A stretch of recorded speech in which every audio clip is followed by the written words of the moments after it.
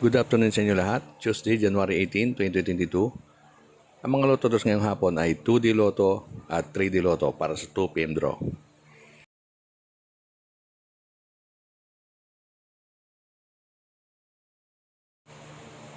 (2D Lotto para sa 2 PM draw.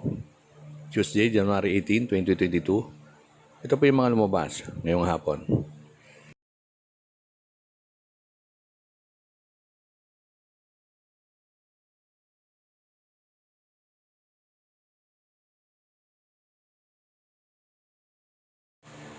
Mag-subscribe po kayo at pindutin ang notification bell para updated po kayo. Maraming salamat po. Para naman sa 3D Lotto, 2 PM draw. Tuesday, January 18, 2022. Ito po yung mga lumabas ngayong hapon.